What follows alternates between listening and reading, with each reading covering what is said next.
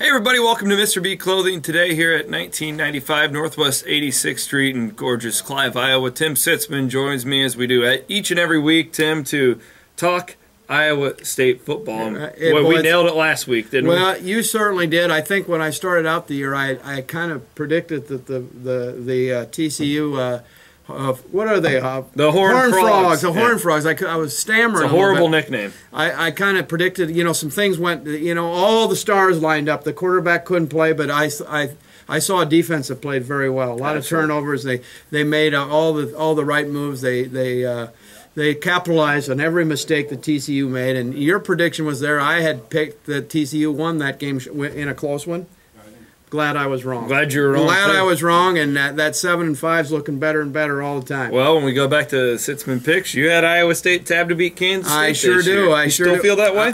I'm going to hold tight on it coming home. I think the momentum has shifted. I think I like the quarterback situation right now on the offensive side. It seemed to work very well down in Texas.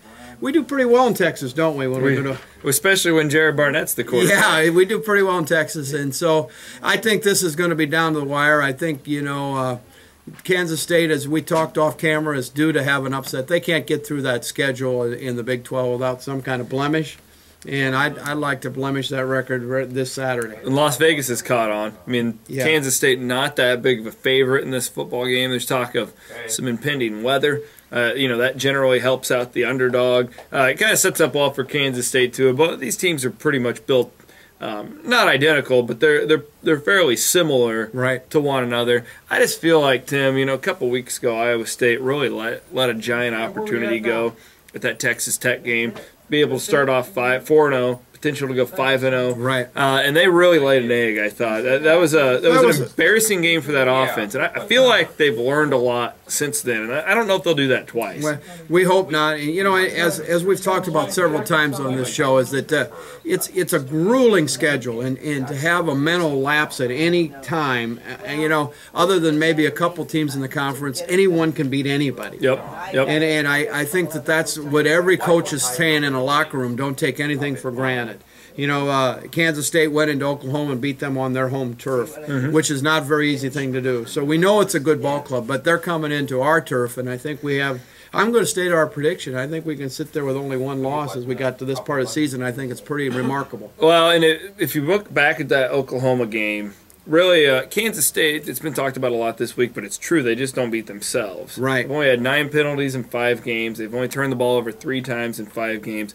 Oklahoma had a lot of self-inflicted wounds in that football game that cost them dearly. So I feel like if Iowa State can stay away from that, if this thing goes into the fourth quarter, I like Iowa State's chances. If it doesn't, Iowa State's probably going to get blown out. I think it's going to be one of those type of games. You and I know the game, no matter who the team is, and our talent level keeps improving.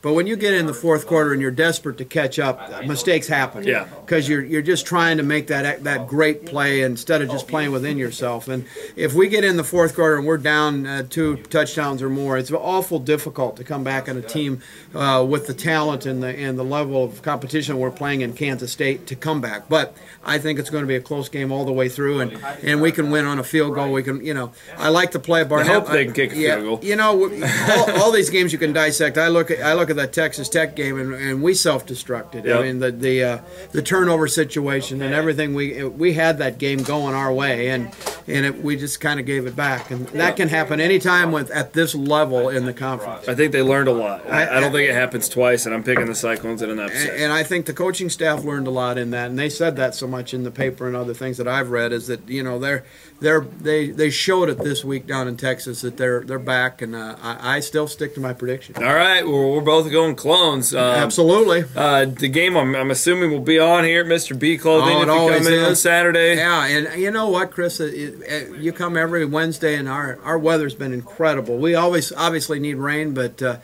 what a nice time to shop. You get out, the sun's out, it's a little crisp.